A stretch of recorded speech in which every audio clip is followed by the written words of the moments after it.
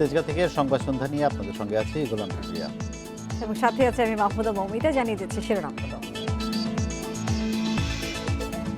সেরাম থেকে করোনার ভ্যাকসিন আসবে 21 থেকে 25 জানুয়ারির মধ্যে, প্রয়োগ শুরু ফেব্রুয়ারিতে।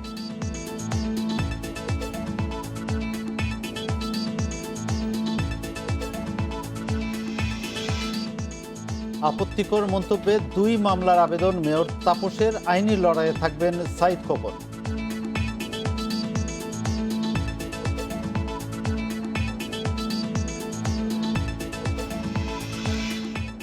সরকারি মাধ্যমিক বিদ্যালয়ে ভর্তির লটারির ফল প্রকাশ, ভর্তির সুযোগ পাচ্ছে 77,000 শিক্ষার্থী।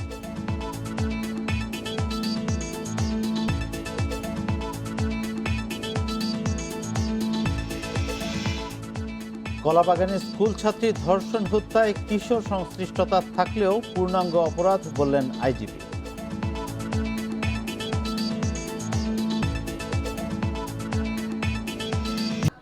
শিরোনামগুলো শুনছিলেন, এবার জানাচ্ছি বিস্তারিত।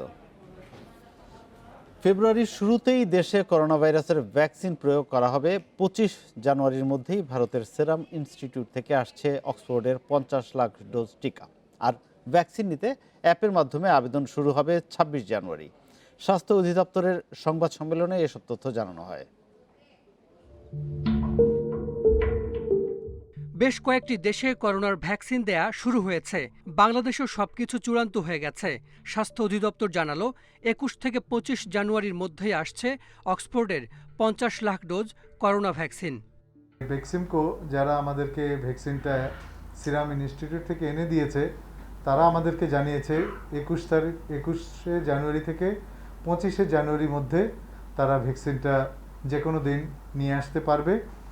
এটা সিরাম ইনস্টিটিউটের এই বিদেশ রপ্তানির ক্ষেত্রে যে সমস্ত আইন কানুন আছে সেটা করতে তাদের এই সময়টুকু লাগবে। এক একজন পাবে 2টি করে ডোজ। প্রথম ডোজের 2 মাস পর দেয়া হবে দ্বিতীয় ডোজ। তাই 25 লাখের বদলে পুরো 50 লাখ ডোজই দেয়া হবে প্রথম দফাতে। বিশেষায়িত হাসপাতাল, সরকারি বেসরকারি মেডিকেল কলেজ হাসপাতাল, পুলিশ হাসপাতাল, সম্মিলিত সামরিক হাসপাতাল, বক্ষব্যাধি হাসপাতাল, জেলা উপজেলার সদর হাসপাতাল ও ইউনিয়ন পরিষদেও দেয়া হবে ভ্যাকসিন। এজন্য থাকছে 7,344টি বিশেষ টিম। আমরা ইতিমধ্যে কোভিড-19 ভ্যাকসিন সংরক্ষণের জন্য আলাদা স্থান নির্ধারণ পূর্বক তা যথাযথভাবে সংরক্ষণের জন্য দেশের সকল জেলা এবং সিটি কর্পোরেশন ইপিএস সমূহকে ইতিমধ্যেই পত্র প্রদানের মাধ্যমে যথাযথ নির্দেশ প্রদান করেছি এবং এটা আমরা নিজেরা অবজার্ভ করছি, দেখছি। চুক্তি অনুযায়ী 6 মাসে সেরাম থেকে 3 কোটি ডোজ অক্সফোর্ডের টিকা আসবে। ভ্যাকসিন নিতে আবেদন করতে হবে অনলাইন অ্যাপের মাধ্যমে। নিবন্ধন শুরু 26 জানুয়ারি। সিম্পল সাইড ইফেক্ট হোক অথবা কোনো মারাত্মক সাইড ইফেক্ট থাকুক, সবগুলোই আমরা এই আমাদের যখন এই রেজিস্ট্রেশন করবে সেই সময় তারা সবগুলো জানতে পারবেন। অনলাইনে সেই সিস্টেমটা থাকবে। আমরা সেটা পুরোটা দেখাতে পারিনি। এখানে একটা ওয়েব পেজের মতো আছে যেখানে বিভিন্ন ফ্রিকোয়েন্টলি আস্কড কোয়েশ্চেন হিসেবে কোয়েশ্চেন এবং তার আনসারগুলো রয়েছে। আমরা একটা কমপ্লেইন বক্সও রাখবো সেখানে, যাতে কারো যদি ভ্যাকসিন দেওয়ার পরে বা ভ্যাকসিন পাওয়ার ক্ষেত্রে কোনো রকমের সমস্যার মুখোমুখি হন, সেগুলো যাতে আমাদের কাছে তথ্যগুলো আসে সেগুলো আমরা সব রাখছি। 18 বছরের কম বয়স ও অন্তঃসত্ত্বা নারীরা আপাতত ভ্যাকসিন পাবেন না। Hasan Misbah, independent news, Dhaka. দেশে করোনায় আরও 22 জনের মৃত্যু হয়েছে। এর মধ্যে পুরুষ 15 এবং নারী 7 জন। এ নিয়ে মোট প্রাণহানি দাঁড়িয়েছে 7,803 জনে। 193টি ল্যাবে 24 ঘন্টায় 14,097 নমুনা পরীক্ষায় করোনা শনাক্ত হয়েছে 849 জনের।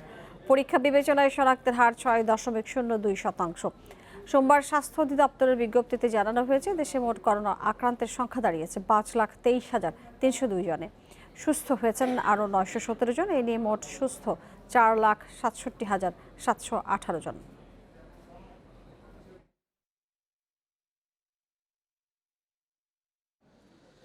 ঢাকা দক্ষিণ সিটি কর্পোরেশনের মেয়র শেখ ফজলে নূর তাপসকে নিয়ে আপত্তিকর মন্তব্য করায় সাবেক মেয়র সাঈদ খোকনের বিরুদ্ধে মানহানির 2টি মামলা আবেদন হয়েছে। আদালতে মামলা দুটির আবেদন করেছেন আইনজীবী মোহাম্মদ সারোয়ার আলম এবং কাজী রহমান। এদিকে আইনি লড়াই চালানোর ঘোষণা দিয়েছেন সাঈদ খোকন। এর আগে ডিএসসিসির সাবেক মেয়র সাঈদ খোকনের বিরুদ্ধে মানহানির মামলা করার হুঁশিয়ারি দেন বর্তমান মেয়র শেখ ফজলে নূর তাপস। মেয়র তাপস জানান, শনিবার মানববন্ধন থেকে সাঈদ খোকন যে বক্তব্য দিয়েছেন তা মানহানিকর। সাবেক মেয়রের এমন বিষোদগার ব্যক্তিগত আক্রমণ বলেও মন্তব্য করেন তিনি। তাপস জানান, সাঈদ খোকন নিজেকে চুনোপুটি দুর্নীতিবাজ হিসেবে মেনে নিয়েছেন। মানহানিকর বক্তব্য দেয়ায় খোকনের বিরুদ্ধে অবশ্যই আইনি ব্যবস্থা নেওয়া হবে বলেও মন্তব্য করেন ঢাকা দক্ষিণের মেয়র। দুর্নীতির বিরুদ্ধে সিটি কর্পোরেশনের চলমান অভিযান অব্যাহত থাকবে জানিয়ে তাপস বলেন, বিভিন্নভাবে যারা টাকা লেনদেন করেছেন তারাই সাঈদ খোকনের দুর্নীতির বিষয়ে অভিযোগ করেছেন।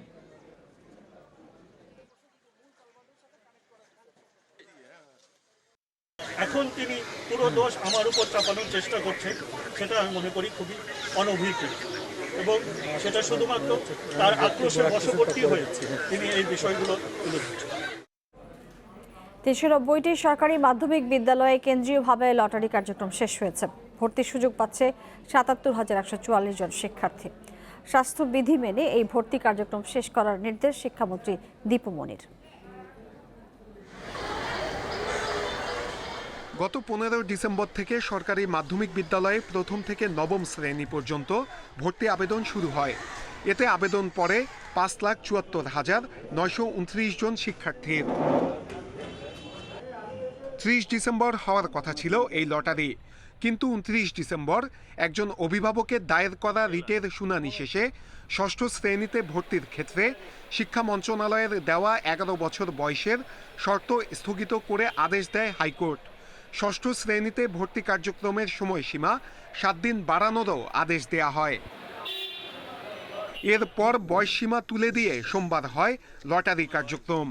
করোনার কারণে কেন্দ্রীয়ভাবে আন্তর্জাতিক মাতৃভাষা ইনস্টিটিউটে সফটওয়্যারের মাধ্যমে এই লটারি অনুষ্ঠিত হয়।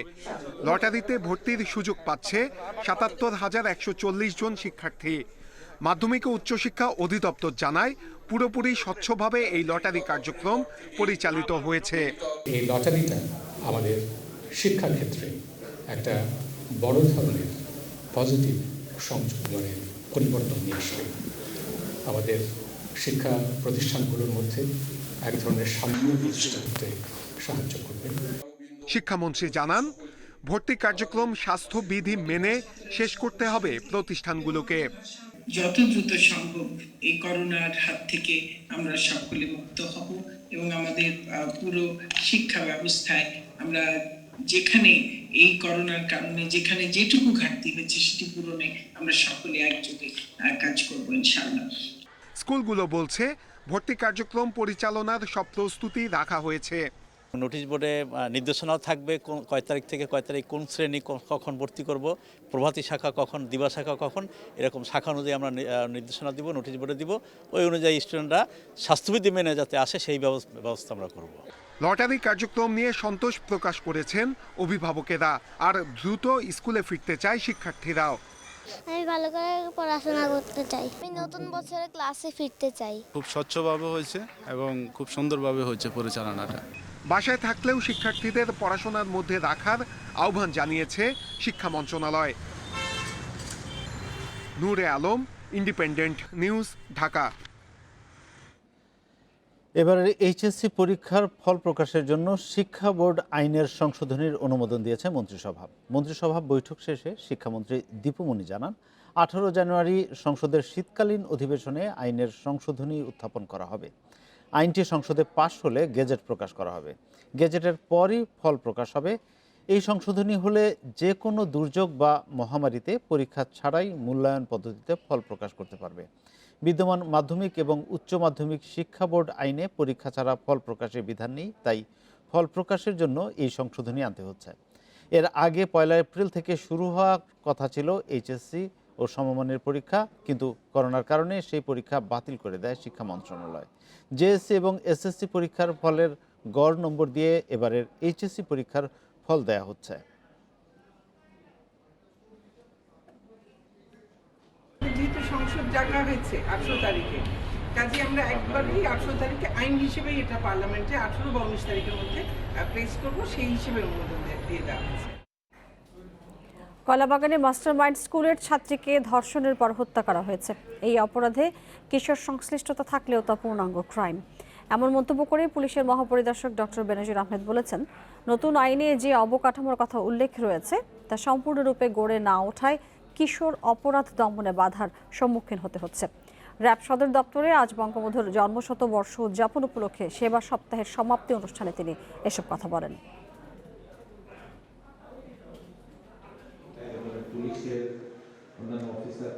বঙ্গবন্ধু শেখ মুজিবুর রহমানের জন্মশতবার্ষিকী উপলক্ষে সেবা সপ্তাহের আয়োজন করে র্যাব।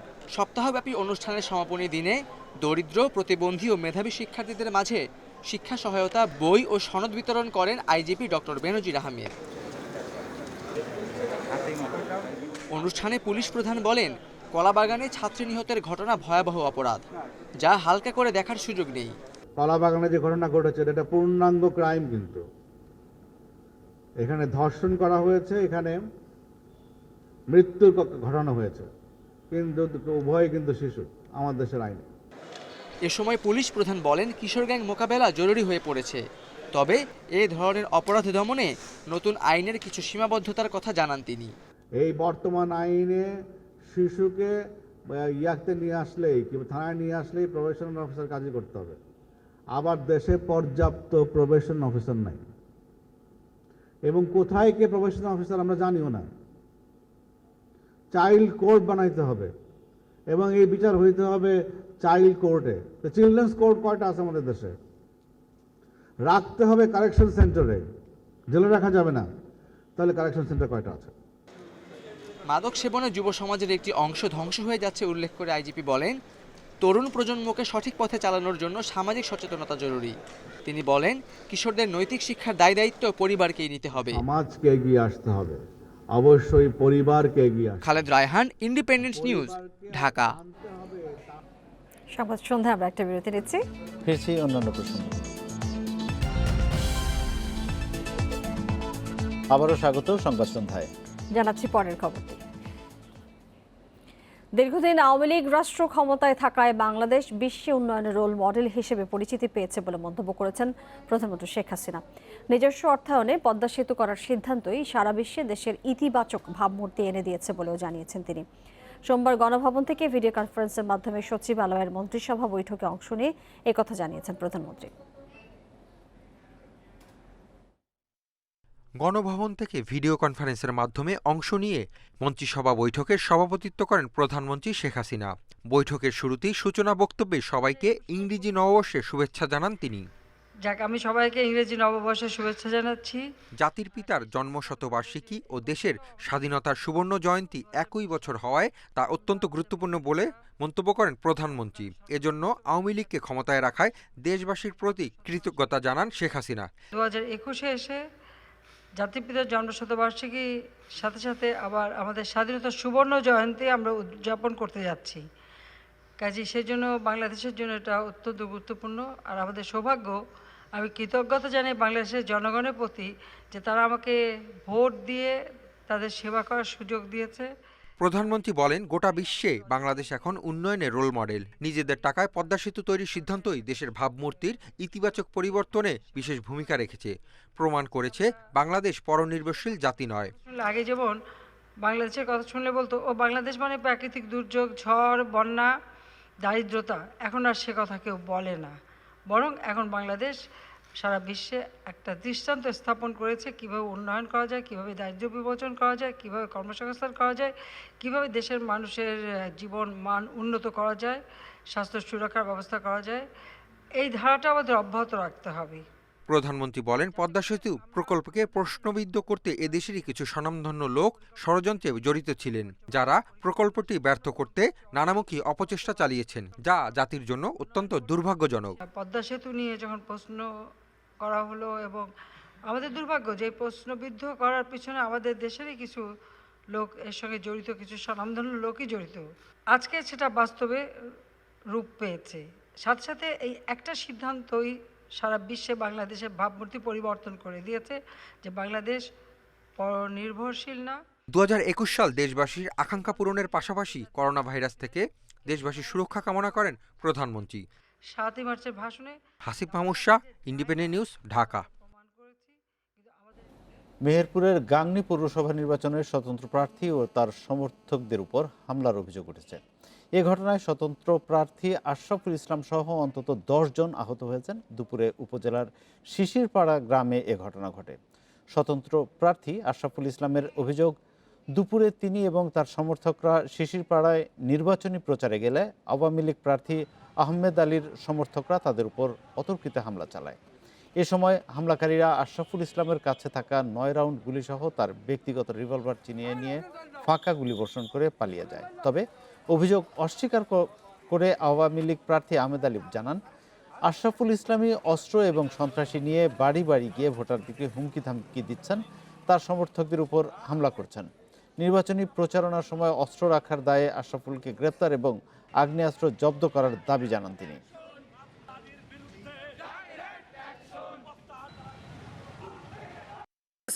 ওরা এসে একেবারে উপরে পড়ি বাড়ি, তারপরে আমার কাছে তো গান ছিল, আমি তো গান শো করিনি। ওরা এসে পরে আমাকে এখানে কিছু না 50টা বাড়ি মারছে এবং আমার লোকজনকে মারছে। যে অস্ত্র গুলি করছে আশরাফুল ভান্ডারী এবং আমার মানুষকে আহত করছে, তাদের গ্রেপ্তার করতে এবং তার কাছে অস্ত্র উদ্ধার করতে হবে। সরকার পরিবর্তনে বৃহত্তর গণঐক্যের আহ্বান জানিয়েছেন বিএনপি মহাসচিব মির্জা ফখরুল ইসলাম আলমগীর। সোমবার রাজধানীতে এক মানববন্ধনে এই আহ্বান জানান তিনি। জাতীয় প্রেস ক্লাবের সামনে মহানগর বিএনপির উদ্যোগে পৌর নির্বাচনে নির্বাচন কমিশনের ব্যর্থতা এবং প্রধান নির্বাচন কমিশনার সহ অন্যান্য কমিশনারদের পদত্যাগের দাবিতে এই মানববন্ধনের আয়োজন। কর্মসূচিতে বিএনপি মহাসচিব বলেছেন, আত্মসম্মান বোধ থাকলে নির্বাচন কমিশনাররা আগেই পদত্যাগ করতেন। এছাড়া সরকারকে বিদায় করার জন্য বৃহত্তর গণঐক্যের ডাক দেন তিনি। এই জন্য সব রাজনৈতিক দলের প্রতি ঐক্যবদ্ধ আন্দোলনের আহ্বানও জানান তিনি। গণতন্ত্রের স্বার্থে যা এখনই শুরু করা দরকার বলে মনে করেন বিএনপি মহাসচিব।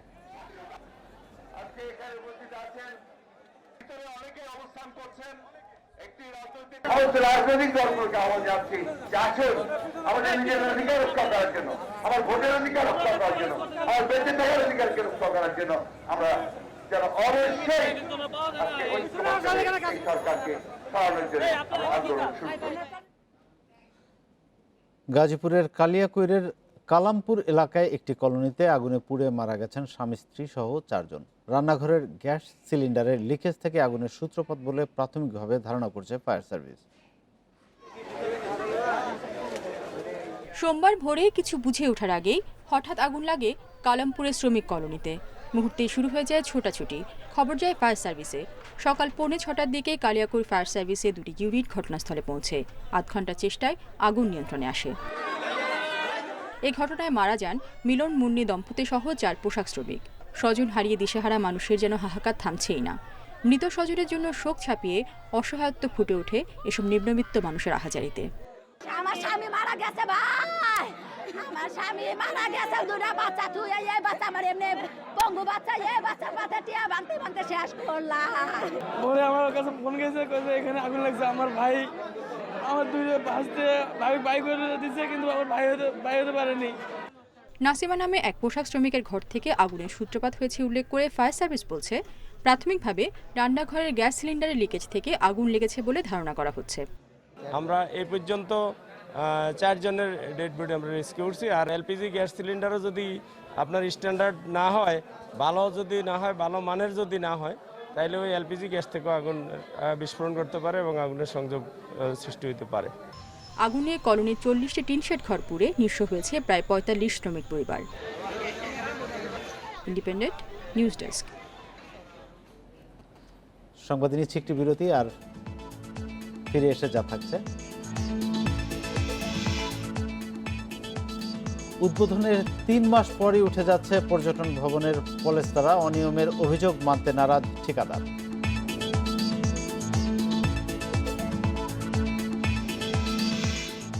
এবং বেশ কিছু শর্তে বেসরকারিভাবে আসছে 8,17,000 টন চাল। 214 প্রতিষ্ঠানকে আমদানির অনুমতি।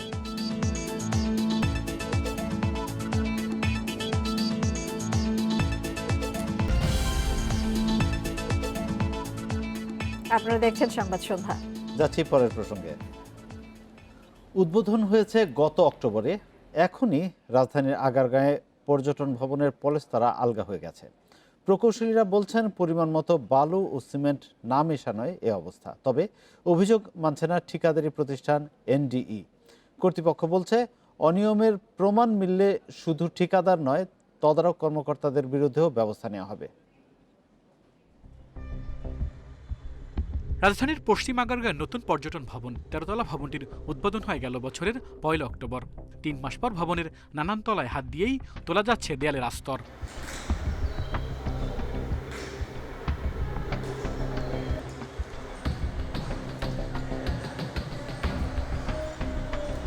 অবশ্যই যদি আঙুল দিয়ে ধাক্কা দিলে অথবা অল্প আঘাতে প্লাস্টার পড়ে যায়, বুঝতে হবে তার সিমেন্ট বালুর রেশিও এবং কনস্ট্রাকশনের যে কিউরেশন বা কিউরিং করা হয় সেই পুরো প্রক্রিয়ায় গাফিলতি রয়েছে।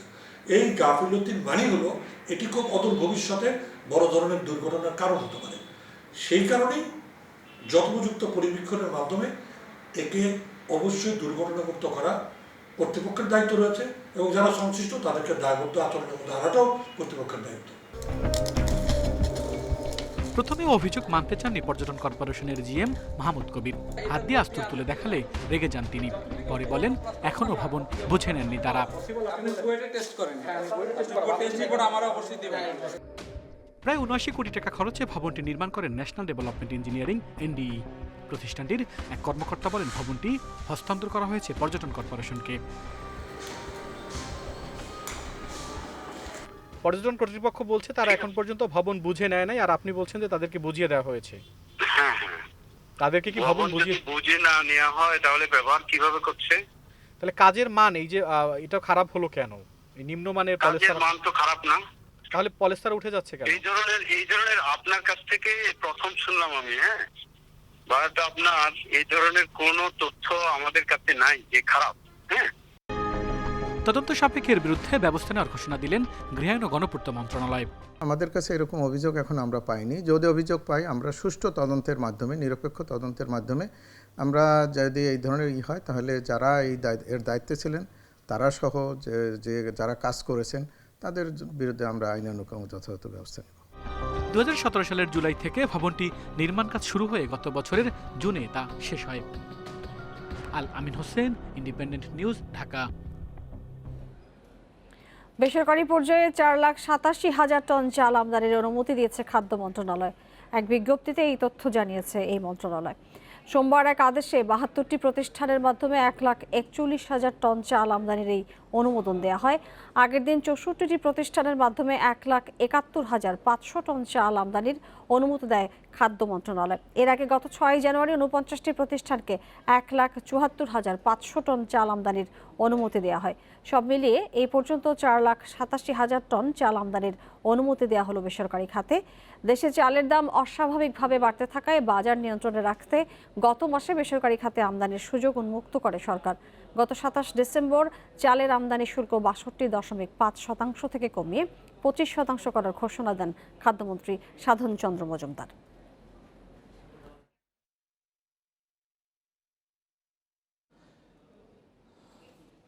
তিন মাস আগে থেকেই রমজানের প্রস্তুতি শুরু করেছে সরকার। বাণিজ্যমন্ত্রী টিপু মুর্শি জানান, রোজায় নিত্যপণ্যের পর্যাপ্ত মজুদ রাখতে টিসিবির সক্ষমতা জোরদার করা হচ্ছে। কারসাজি রোধে নেওয়া হবে বিশেষ পরিকল্পনা। তদারকির পাশাপাশি চাহিদা অনুযায়ী যোগান পর্যাপ্ত রাখার তাগিদ বিশেষজ্ঞদের।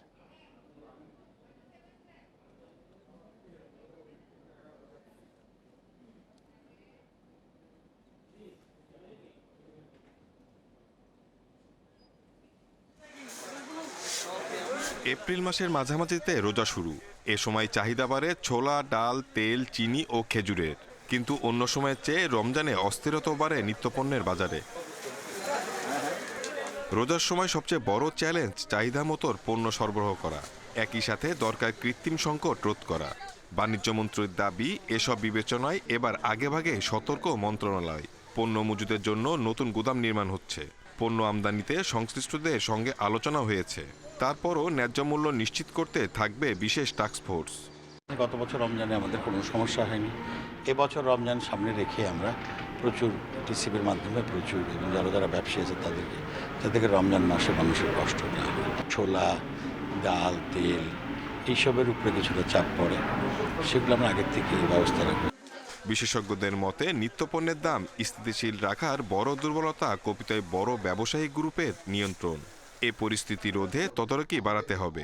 তাদের পরামর্শ, আমদানির পাশাপাশি দেশীয় পণ্যের সরবরাহ ব্যবস্থা সহজ করতে হবে।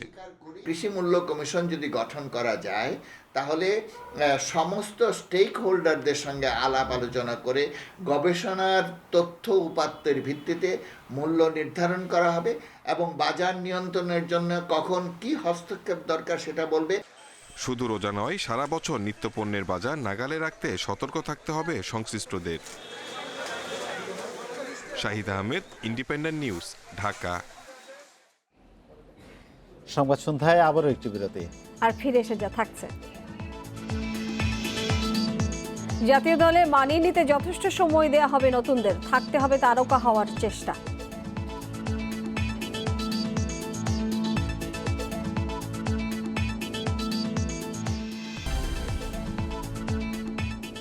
স্বাগত আরেকবার, দেখছেন সংবাদ সন্ধ্যা। জানাচ্ছি পরের খবরটি। ভারতের বিতর্কিত কৃষি আইন আপাতত স্থগিত রাখার নির্দেশ দিল দেশটির সুপ্রিম কোর্ট। সোমবার 3 কৃষি আইন নিয়ে শুনানিতে সুপ্রিম কোর্ট জানিয়েছে, পরিস্থিতি নিয়ন্ত্রণে আনতে কেন্দ্রীয় সরকারের উচিত কৃষি আইনে স্থগিতাদেশ দেওয়া।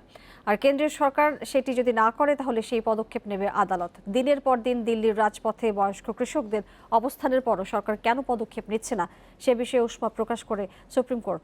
টানা 8 দফা বৈঠকের পরও কৃষকদের সঙ্গে রফার সূত্র বের করতে পারেনি কেন্দ্রীয় সরকার। সাকিব, তামিম, মুশফিকরা এক যুগেরও বেশি সময় বাংলাদেশ ক্রিকেটের নির্ভরতা হয়ে আছেন। তাদের মতো তারকা আবার কবে পাবে বাংলাদেশ ক্রিকেট? লিটন, সৌম্য, মুস্তাফিজদের মধ্যে কেউ হবেন নাকি নতুনদের মধ্যে উঠে আসবেন? নতুনদের প্রতি নির্বাচকদের বার্তা, তারকা হতে হলে নিজেকে গড়ে তুলতে হবে পরিকল্পিতভাবে, তাহলে নিজের ক্যারিয়ার দীর্ঘ হবে, সাথে উপকৃত হবে টাইগার ক্রিকেট। টাইগার ক্রিকেটে আইকন সাকিব, ব্যক্তিগত পারফরম্যান্সে তামিম, মুশফিকও বিশ্ব ক্রিকেটের তারকা হয়ে উঠেছেন। দলকে জেতাতে যেমন দরকার দলীয় পারফরম্যান্স, ততটাই গুরুত্বপূর্ণ ব্যক্তিগত নৈপুণ্য। সৌম্য, লিটন, মুস্তাফিজরা ক্যারিয়ারের শুরুতে একটা ছাপ ফেলতে পেরেছেন। নতুনদের কাছে নির্বাচকদের চাওয়া এমনই, নিজেকে প্রস্তুত করতে বলছেন ভবিষ্যৎ তারকা হিসেবে।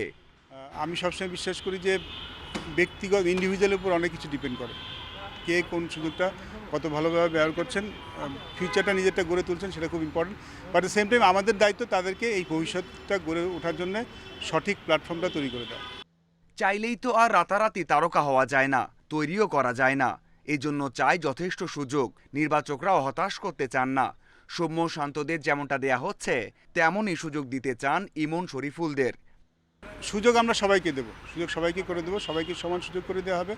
সেই সুযোগটা কে কত ভালোভাবে কাজে লাগাচ্ছেন, কে কত ভালোভাবে নিজের ফিউচার তৈরি করতে পারছেন, এটা অনেক বেশি ইম্পর্টেন্ট হবে। যদি আমরা 1 বছর 2 বছর এর পিছিয়ে ইনভেস্ট করতে পারি, ওদেরকে যদি খেলার সুযোগ করে দিতে পারি আন্তর্জাতিক পর্যায়ে, তাহলে এখান থেকে বেশ কিছু ভালো খেলার আমরা পাবো। আমি pretty sure about it. Windies সিরিজে নতুনদের মূল দলে থাকা হোক আর নাই হোক, ভবিষ্যতের কথা মাথায় রেখে এখান থেকে জাতীয় দলে মানিয়ে নেওয়ার শিক্ষা নিতে বলছেন এই নির্বাচক। Mazharul Islam, independent news. আর এই ছিল সংবাদ সন্ধ্যায়। যাওয়ার আগে শিরোনামগুলো আপনাদেরকে আরেকবার মনে করিয়ে দিচ্ছি। সেরাম থেকে করোনার ভ্যাকসিন আসবে 21 থেকে 25 জানুয়ারির মধ্যে, প্রয়োগ শুরু ফেব্রুয়ারিতে।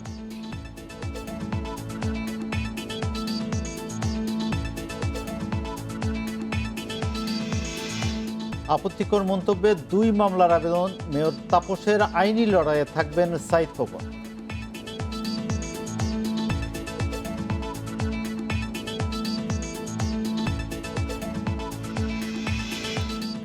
সরকারি মাধ্যমিক বিদ্যালয়ে ভর্তির লটারির ফল প্রকাশ, ভর্তির সুযোগ পাচ্ছে ৭৭,০০০ শিক্ষার্থী।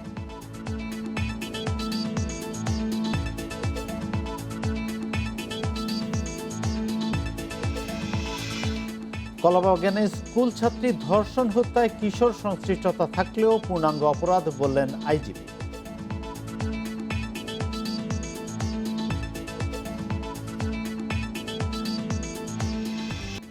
এই ছিল এখনকার আয়োজনে। ইন্ডিপেন্ডেন্ট টেলিভিশনের সব খবরের আরো বিস্তারিত জানতে চোখ রাখুন ফেসবুক, ইউটিউব এবং টুইটারে। সাথে থাকার জন্য আপনাদের সবাইকে ধন্যবাদ জানাচ্ছি।